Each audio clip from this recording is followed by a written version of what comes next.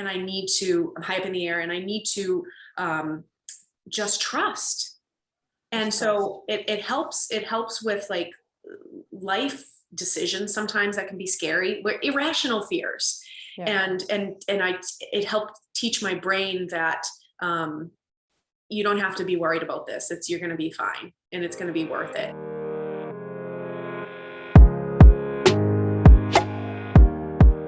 I'm really looking forward to this conversation today with Gianna Simone.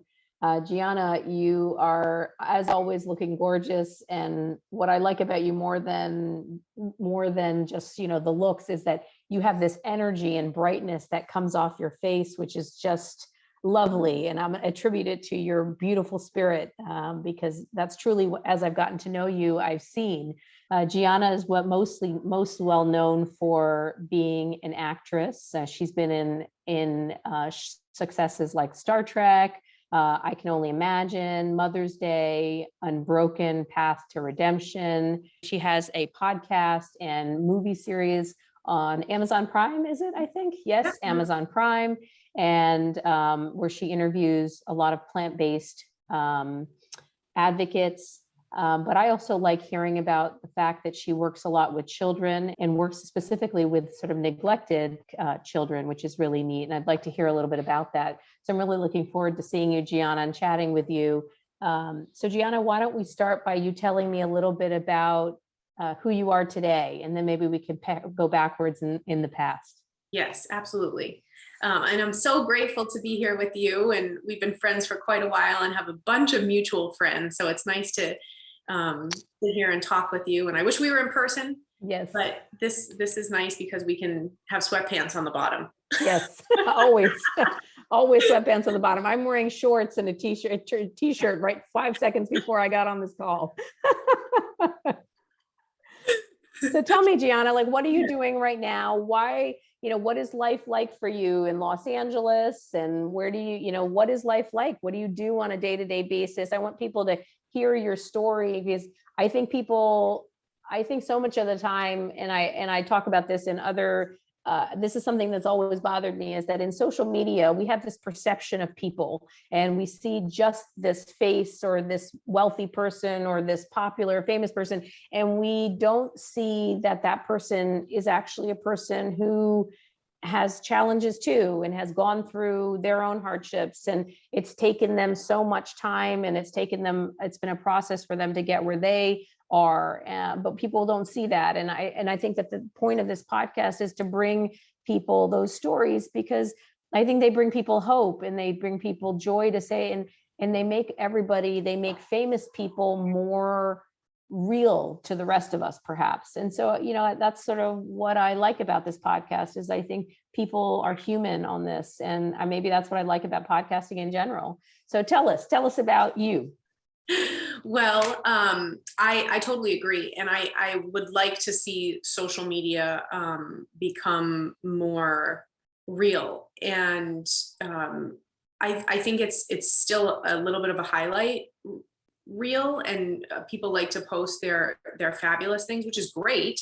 I love seeing people be genuinely happy and joyful. But also I love seeing that people overcome struggles. And that's why I share on podcasts like this or interviews about my past and what I've been through, because we do need hope. And there are moments in life where we are in the valleys, and there are beautiful moments where we're on the mountaintop. And then there's moments in between where you're climbing up to the mountaintop, and it's not necessarily a valley, but it's still kind of challenging. And we all need hope and encouragement. And that's why I love talking about what has given me hope in life, and what I've been through, where I've come from, where I am now, and where I hope to be, and where I'm going.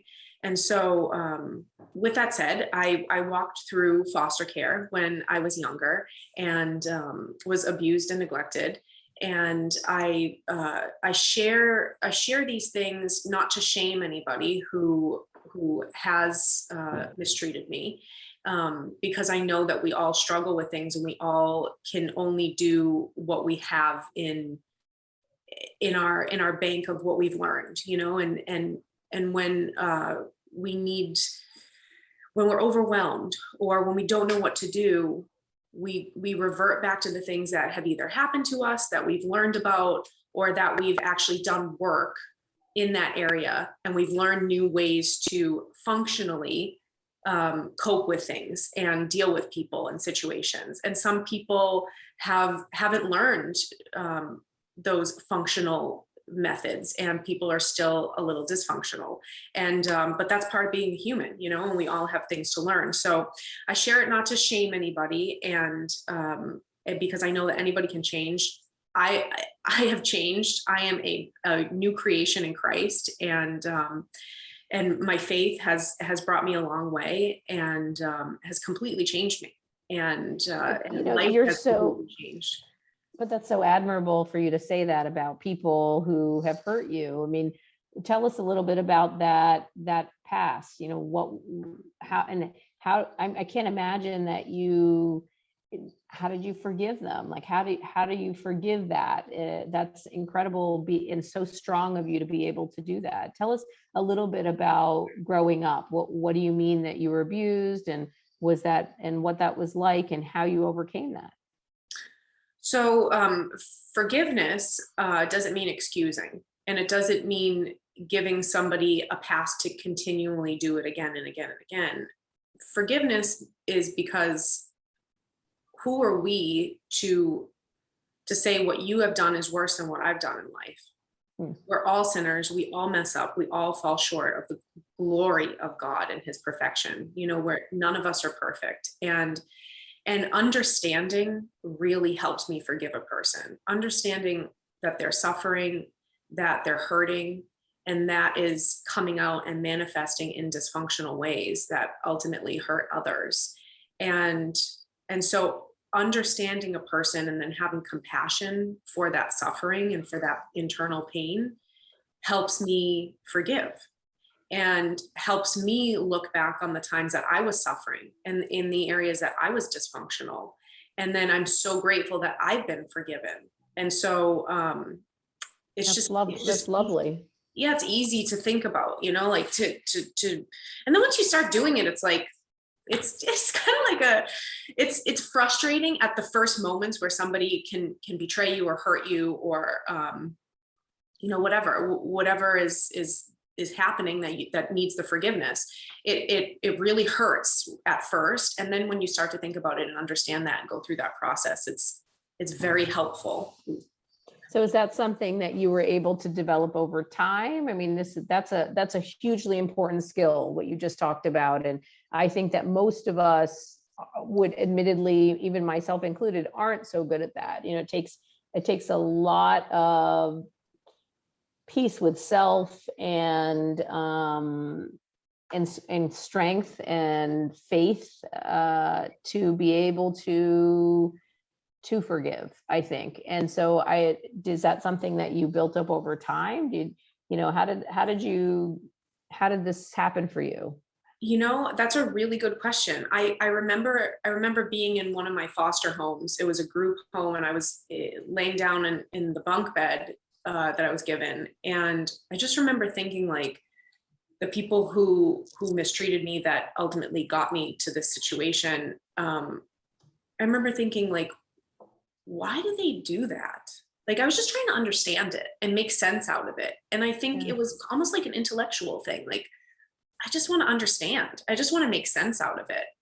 And there are some situations where it's nonsensical. Like, sometimes it's just pure evil and there's no sense to be made out of it. But most of the time there is, like, especially like if you're in the grocery store and like somebody's rude to you at the grocery store, or like you go to work and I don't know, a patient is kind of like snippy or whatever, you know, whatever, and fill in the blank.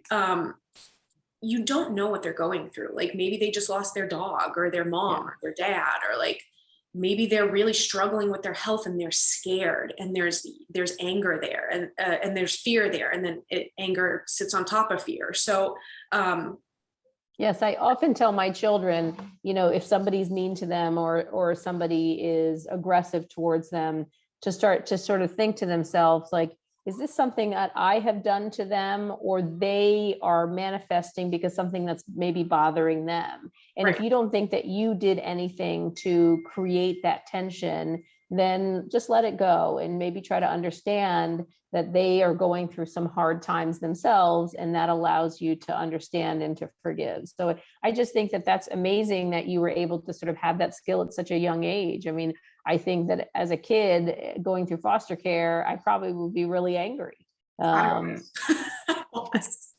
It was a process. It wasn't like, oh, okay, let's do this overnight. Like it was totally a process. I was very angry. I was aggressive. Like I would tell people off. I would swear and yell, and like I was a tough cookie. Like that strength is turned into humble strength now, and like I know how to contain it. But I didn't know, like I had to learn, and I didn't have anybody to teach me. And I think that's another reason why I have such a tight relationship with God, is because I really truly want to follow what he says to do. And I see how that manifests in life when we do what God calls us to do and stay away from the things that he tells us to stay away from. And it saves us a lot of suffering, and it's for our benefit to do the things that he tells us to do. So when did your faith become a big part of your life? So I had this woman, her name was Kathy DeMarco, and I was working out at this gym like for tons of hours, like all day long. And she was like, "Hey, aren't you going to school? And like, where are your parents? And like, what's the deal?" And so I told her the truth, and we sat and we talked, and I was actually waiting for somebody to come and get me, and they never came to get me. So she gave me a ride home. And so that's the moment that I first opened up to her. And then she gave me a job at the gym, and we became very close. And then shortly after that period, I was put into foster care. I was taken out of my home and put into foster care. And I told her about this. And then she took it upon herself to go through the process to adopt me. Oh, And wow. so she was amazing, amazing, amazing, amazing. And So this is after you were in your first home with your blood parents, and there was a divorce. My dad didn't live with us, so I lived with my mother and my brother. Gotcha. And it was sort of an unhappy home, and you were sort of pulled out, and you went to foster care, and then she decided to adopt you. Yes. Yep. Incredible. And she would come to court every couple of months. I think it's like every 3 or 4 months.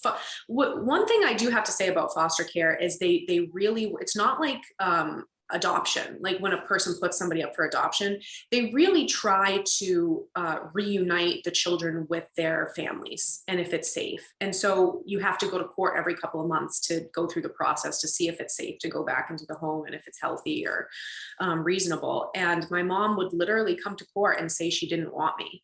And she's like, "No, I don't want Gianna." But Kathy would stand there and say, "I do want her. I want Gianna. She's valuable and I love her." And so it goes to show you that like one person's trash is another person's treasure. And she was like my mom, and she showed me a mother's love, and she also showed me the father's love. She showed me God's love, and she would take me to church. And she ended up passing away. She was struggling in her life, and she passed away. And so she was young, she was in her 50s, and it was awful. It like wrecked my world. And I stayed in foster care, and just felt like I had nobody, and had to work through that, and knew I had God. And like, thank God I have God, because I had nobody else. And when people fail you, God is there, and God will never fail us. He'll never leave us or forsake us. So, oh gosh, I'm blown away by this story, because it hurts me so much to hear you say that somebody didn't want you, or that you would say that, one man's trash or one woman's trash and another woman's treasure. You were never trash, like it hurts me so much as somebody who has 3 kids, and I had multiple miscarriages before I had my first kid. And one of them was fairly late on. And so, everyone knew the presents were starting to come in, and then I miscarried. And I think about that. And so when my son came, my first child is my son, he could do nothing. He walked on water. He was just incredible for me.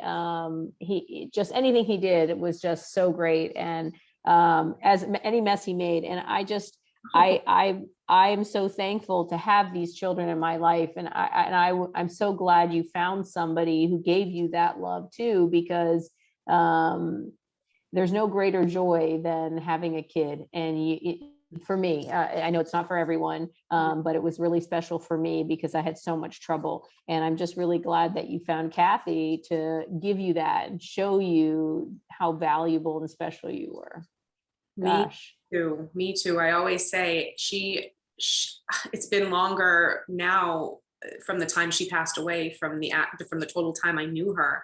And if we have an opportunity or a chance to believe in somebody and to love them, we should do it, because it truly changes the trajectory of somebody's life. And it's so meaningful. It's so powerful. And it's so, it really gives me pause hearing this story, because I do agree, like there's so much, your story just reminds us how much impact we can make as just to show people love and support. And even that person in the grocery store who's angry, just to show them kindness. And, as right now, mental health issues are so prevalent as well. And with COVID, we've seen so much sadness. And, in my clinic in particular, I see people cry every day, and they're just so sad, and there's so much loneliness. And I think that what your story reminds me to do is make sure that I give that extra hug and always just, be kind. And, I make it a point to always be kind, but even those moments of tiredness, we always have to be kind, and we have to show love. And I'm blown away by this story. And I think that, I do think that there are people come into our lives at different times for reasons, right? And you were working out at a gym, go figure. And she ends up being the person that you find so dear to your heart. And she just was some person that you happen to be seeing on a, I mean, that's so special and interesting. And yeah, it's divine. She helped me in so many ways. And there have been other people in my life that have helped me like that and have made such a profound impact. And a mutual friend of ours is one of them. And I'm just grateful for every single person that has chosen to love me, because it's really meaningful, and it's really, really appreciated. And I think I may appreciate it a little bit more than the average person, because I know what it's like to not have it. And so many of us are so entitled, and we're so entitled because we expect so many things. And you remind us all that it's a gift. I mean, it's a gift to get love and to love people, and to have people around us that want to care for us. And really incredible to hear. Why were you at the gym for so many hours a day? Crazy. Well, a couple of reasons. I was being abused at home, so I wanted to be physically tough and to know how to fight back. And I was dealing with a lot of anger, and I was just being mistreated, and I was upset about that. And I wanted to defend myself. I wanted to. That was smart. Myself.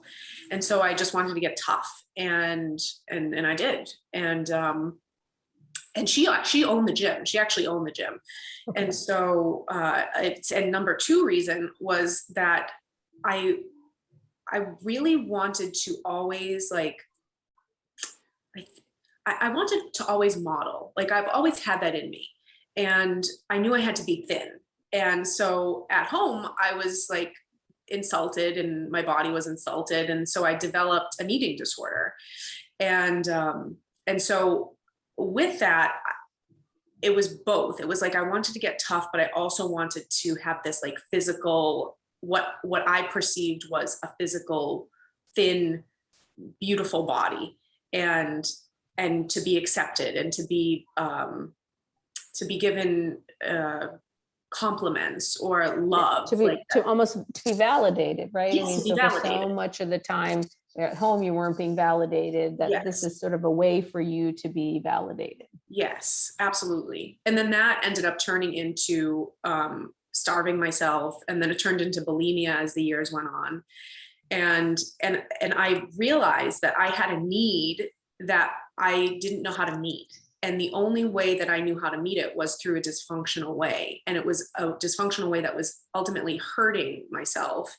But I needed to meet this need. And so when I learned about a whole food plant-based diet, I was able to meet that need in a functional way, in a healthy way, in a loving way, in a way of abundance rather than a way of lack. And I'm so grateful that I've been set free through a whole food plant-based diet. God used it to set me free from eating disorders. And I'm so, so, so grateful. It's Wow. there's always a healthy way to meet a need. Like in any area of struggle that we have, if we feel like we need to meet it in a dysfunctional way, like, oh, we have to numb the pain through alcohol or drugs or sexual promiscuity or hurting ourselves in any way, or even hurting others, there's a better way to do it. There's always a loving way to meet our needs. I think that that's a really important point. Like, I don't know if necessarily, sometimes I think we're focused so much on changing the behavior or changing that inherent desire to do something, when maybe that the thing so much of the time is just finding a positive way to meet that need. I like the way that you say that, because, you know, I have a few alcoholics in my clinic, for instance, and saying to them, stop drinking alcohol is difficult, right? And sort of but sometimes just suggesting a different or more positive way that they can sort of have some of those, figuring out way, like if they could push it or channel it into exercise, or channel that sort of desire to constantly sort of do stuff, or you know, I don't know what it would be for alcohol. I'd have to think about that, but it just sort of finding a positive way to channel your desire or unmet need, as you said it, I think is a very interesting comment, actually. You know, eating, people who are so focused on eating, if you provide them with healthy food options, then they can continue to eat as much as they want, but it's all healthy food, right? And that's okay. And what's wrong with that? I mean, if you have, if you're eating healthy food and you like to eat a lot of it and you're staying healthy and strong, who cares? Right. And that's why I went to bulimia rather than anorexia, because when I was starving myself, I would look like on Instagram and scroll through pictures of food because my brain and my body needed food and energy. Wow. And I was depriving it because my brain was like, okay, we need to get here and we're going to do it at all costs. And I didn't need to go that way, but I didn't know about a whole food plant-based diet. So how did you find out about it? How did it come into your life? So I started to break out, and with modeling and acting, that's, you know, I needed to have clear skin. And it was actually very upsetting. Like, I always had really soft, beautiful, like people would come up to me and like touch my face when I was younger. And then I was like, I don't understand why I'm breaking out. And I think it was just, who knows the reason why, like hormones or, diets that I was on. Like I would do keto and paleo, like, and over exercise, and, who knows the reason, environmental factors, and just laundry detergents or perfumes, or like things that disrupt our balance in our body. So maybe any one of those, or maybe all of the above. So I went to a dermatologist, and he put me on antibiotics for like 6 months to a year. And my hair started to fall out, and I was like, what is going on? And it was really, really, really challenging emotionally to walk through all of that, and to have another need, but it not being met through pharmaceuticals or through doctors that you would think that, okay, you can trust a doctor, they'll help me. And nothing was helping at that point. And so I would cry and cry and cry. And then I found Freely the Banana Girl on YouTube, and she was eating like this crazy amount of food, like these big bowls of fruit and the pasta and potatoes. And I'm like, what is she doing? She's like this thin, and she wasn't always that thin. And I was very intrigued by her, and I liked her results. And I liked that she was able to really nourish her body and eat all she cared for of certain foods.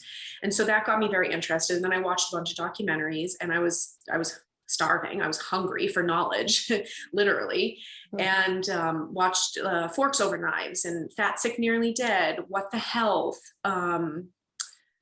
What else did I see? I just watched a bunch of health documentaries that were around like 10 years ago.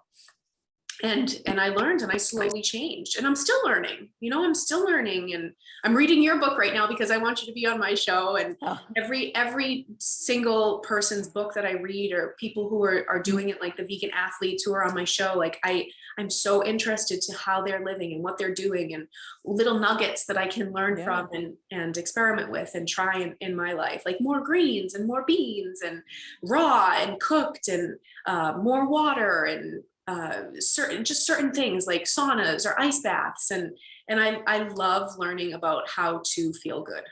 That's lovely. I love that. I love learning how to feel good. That's a great line, because that's exactly right. I think that should be all of our missions, learning how to feel good. And I do think that it's confusing out there. Certainly, there's so many people talking about so many different things, and lots of different, some of it's hackish and some of it's legitimate, and teasing through that takes effort and time. And I appreciate that you do this show, because I think you have really good guests on who are honorable, that do credible work, and I think that that's really important, so that people and listeners are hearing you. And they're hearing you as a credible voice, and you're having such credible guests on. I think that's really important, because, every day I have people and they're saying, well, what's the deal with eggs? I'm so confused, this or that, or what's the deal with, can I eat, or should I eat the Indian gooseberry? Like, that's the big thing right now, is Amla. Amla. And Amla, everybody likes to talk about Amla. And so should I eat the Indian gooseberry or not? And so I think that, having those questions answered, and so much of the time the truth is about these individual items like Amla or an Indian gooseberry, are that we don't know enough about, and a lot of these things, unfortunately, to give credible advice. And so sometimes you do have to, if it has no harm, what I often tell people is, if there's no real harm that I can see associated with something like Amla, then I suggest people go for it and try it and see if it works for them. And I think that that's the key, is that so many things, though, that are out there right now is like, oh, I've heard that this berry is so good, or this thing. Well, I think the thing to remember there, as you pointed out, is that it's not just one thing that gave you bad acne, right? It was many different things. It was maybe the stress, maybe the overexercise, maybe it was the diet. I mean, so many different things. And part of the reason we wrote that book too is because of that, because we do feel like it's an imbalance of multiple different things that cause stress on your body. And so I don't think that the Indian gooseberry is going to counteract the effects of high levels of stress and lack of sleep. It really has to be a combination of so many different things. And it sounds to me like you do all of those things. I mean, you have an exercise routine. You're always on those beautiful, tell me about those. You have these beautiful social media posts of you on, it's aero yoga, isn't it?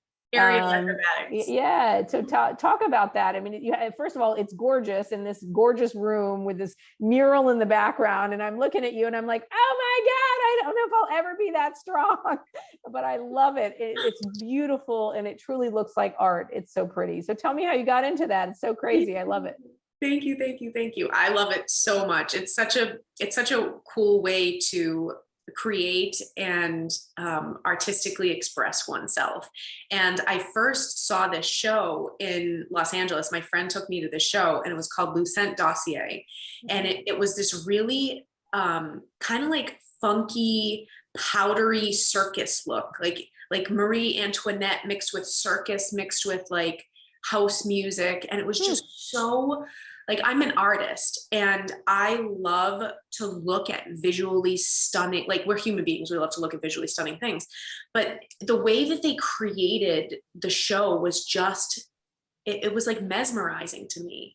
And there was an aerial silk performance in it. And I was like, I have to do this. I was just like taken by it. And it was so what did you do? Like one day you're like, I just have to do this. And you got some rope, got some silks and put them on the wall and like, let's go. So this is what I did. So I just had this and I only had this, have had this feeling a handful of times in my life where I knew, like, I was being called to this. I had it with modeling and acting, and then I had it with this. And I was like, I have to talk to somebody. There was like this fire in my belly, and it was like, I have to talk to somebody. I have to be in this show. And like something came over me. I don't know what came over me.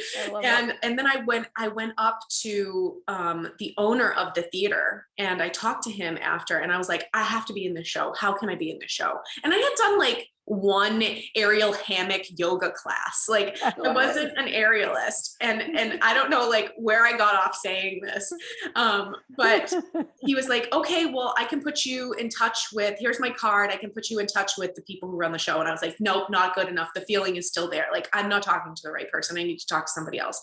So then I started talking to a bunch of people, and then I saw the aerialist that did the silks performance, and I went up to him and I was like, hi, my name's Gianna, I need to be in this show. I love it. And then he was like, okay, we're having auditions next week or in a couple of weeks. He was like, come to them. And I was like, oh, and then it got real at that moment. Like, I was like, okay, you're like, wait a second. I want to, but wait, can I just check my schedule? So immediately I got home, and I think it was like late that night. The show was late. So the moment I could was probably the next morning. I called aerial studios, and I found one aerial studio that I really liked. It was called Hollywood Aerial Arts.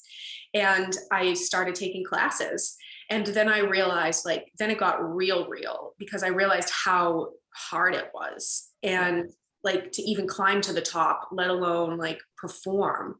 And I ended up not doing the audition because I was honest. I was like, I actually am not ready for this at all, but I love it, and I'm going to continue doing it. I'd love to audition for the show one day, type of thing. And then him and I for the aerialist and I became friends. And then I just stayed with it. So I went from being like one of the worst in the class to now, like, I could probably instruct people, and I just stayed with it. And it was really challenging. And at moments I was like, I got frustrated, and I wondered whether I was going to get better, but I kept showing up and I kept doing it. And I kept like staying with it through the aches and the pains, and your elbows go through this weird thing, and you get bruises. And it was embarrassing at certain points where everybody could do something in the class, but I couldn't.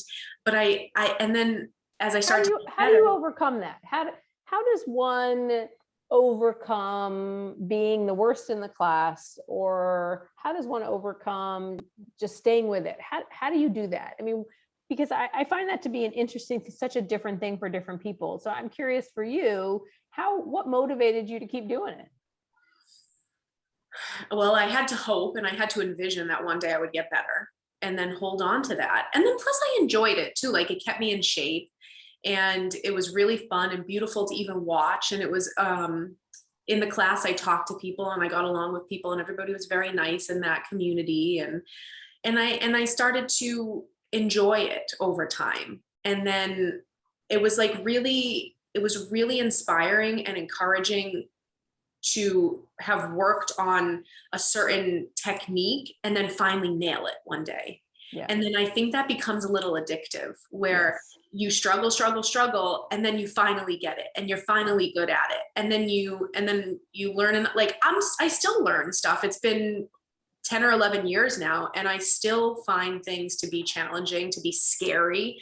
Like sometimes I'll be like 25 feet high, and I'll say a prayer up there and ask Jesus to protect me, because I get scared. And then you overcome your fear, and then you're it's almost like telling your brain it's okay to do scary things. And it actually helps with life challenges, where it's like, do I really need to be afraid of this, or am I safe? I'm wrapped right. I know I've done this. My instructor's right down there. They watched me. I know for a fact I'm wrapped right and I'm going to be okay. It's just scary because I haven't done it before. I'm high and I'm high up in the air, and I need to just trust. And so it helps with like life decisions sometimes that can be scary, where irrational fears. Yeah. It helped teach my brain that you don't have to be worried about this. You're going to be fine, and it's going to be worth it. And then you overcome it.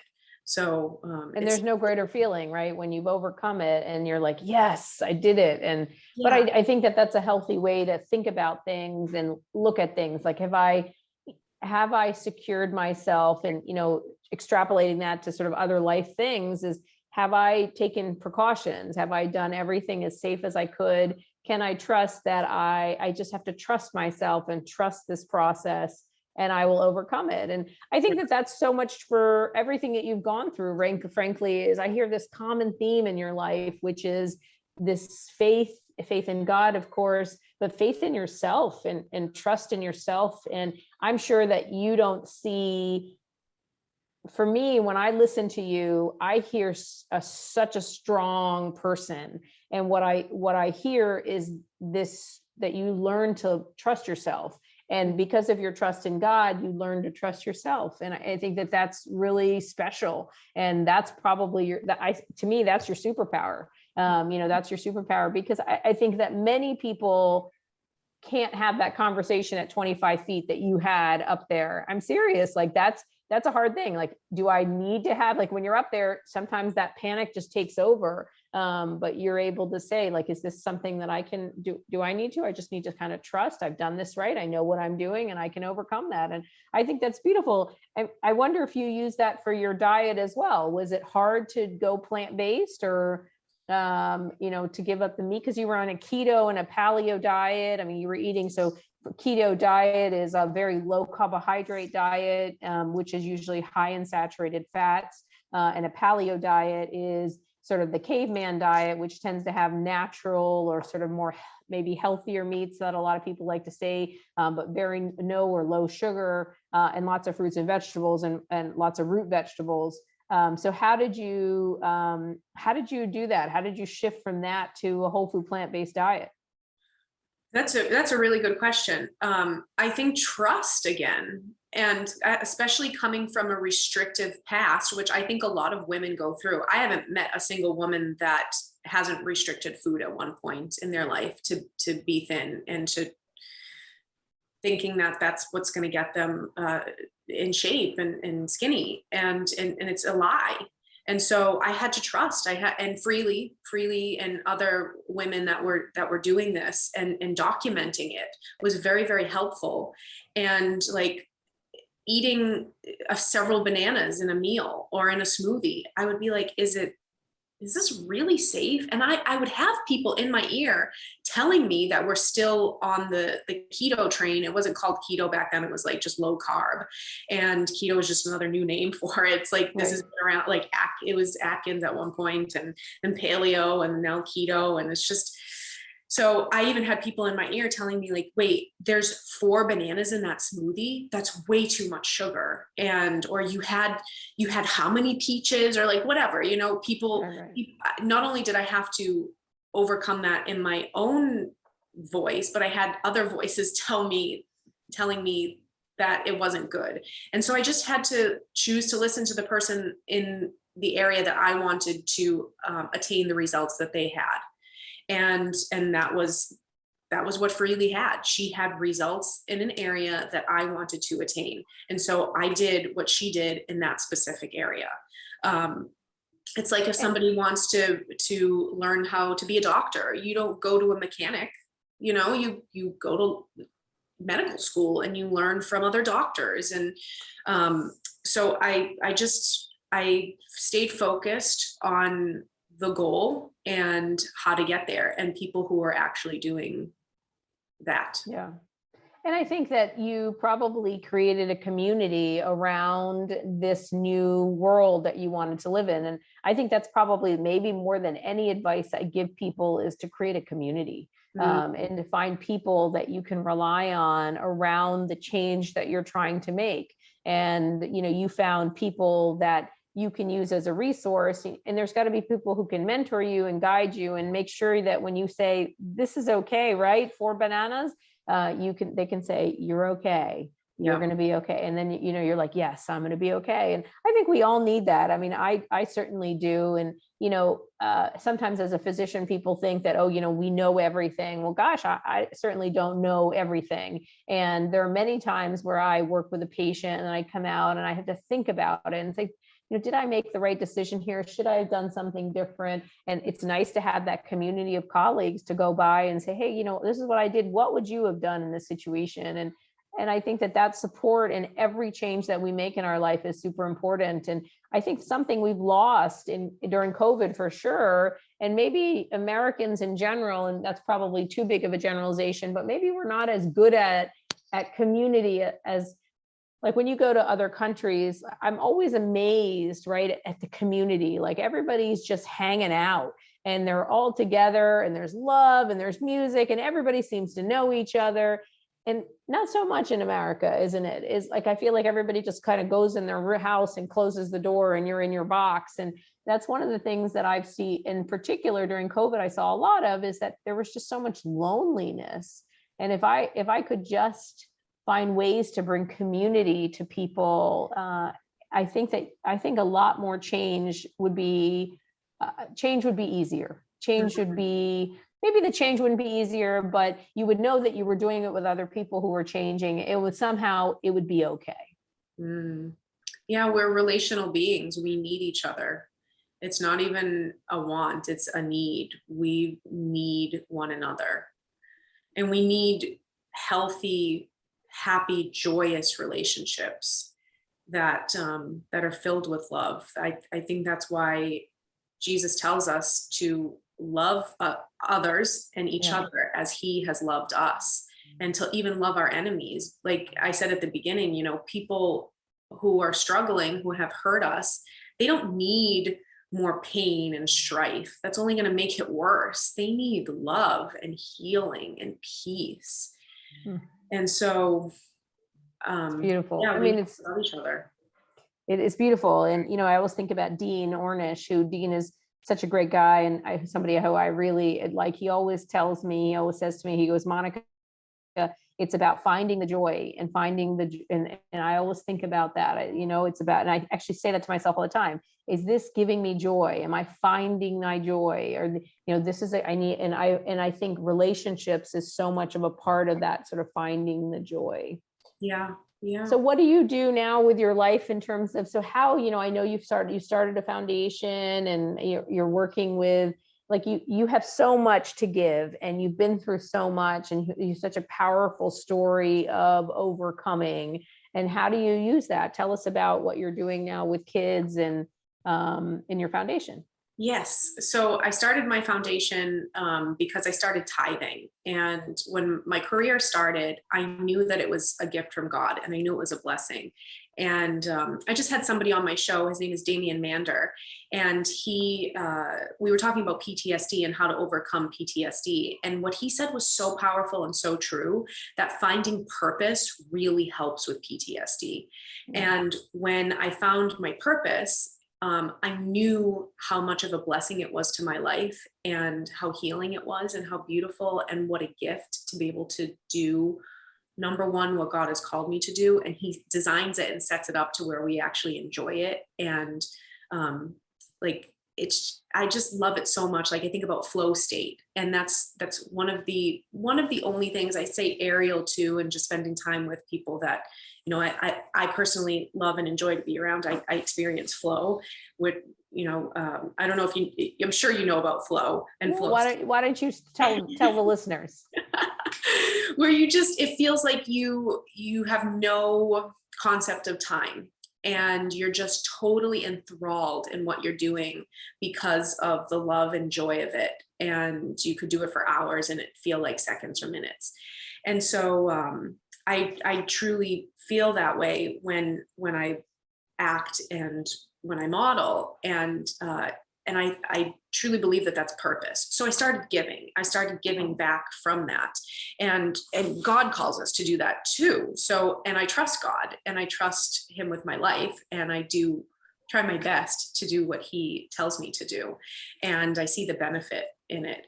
And so I did that consistently throughout my career, and I still do. And I was giving some funds to a friend who had a foundation, and she was putting women through school in Rwanda. And the average salary in Rwanda, at least back then, was $2 a day.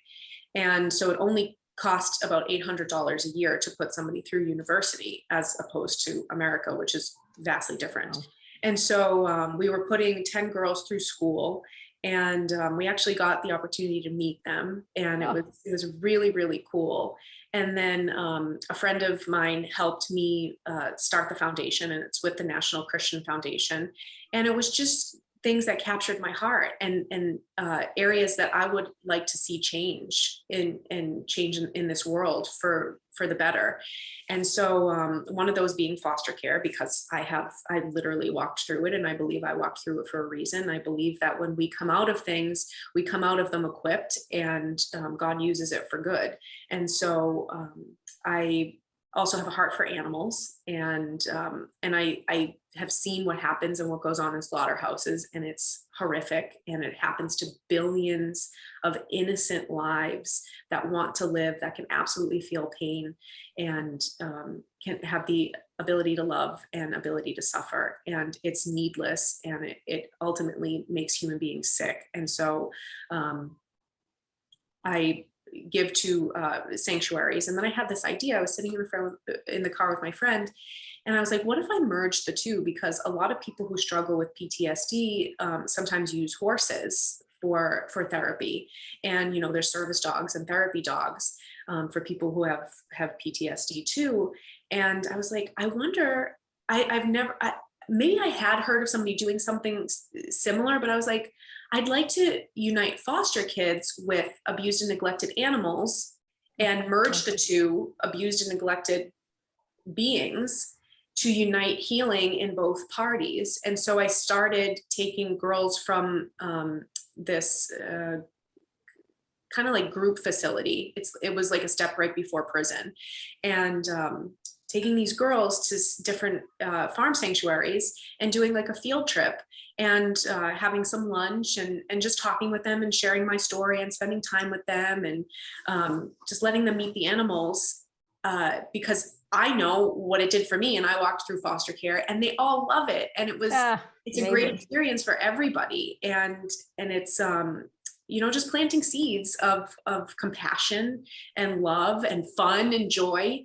And so that's mainly what the foundation does now. And we also give funds to various causes like sex trafficking, and people who are just doing really powerful work that we feel called to financially support. Gianna, you're an amazing person. I always sort of, there's the part, again, there's this part you see on social media, there's the part you read about, but then there's this, which is this beautiful relationship and conversation. And as I was saying when we were offline, I feel like I'm just having a coffee with friends, and we're just having a nice time, and it's a pleasure. You're a joy to chat with, and I really do look forward to seeing what you do next. And I know there'll be bumps in the road for you, for me, for all of us, but I do think that it is this community of people that we should be able to count on, and show. I think it's important to have that community at home where you can show that soft underbelly, so that we can all kind of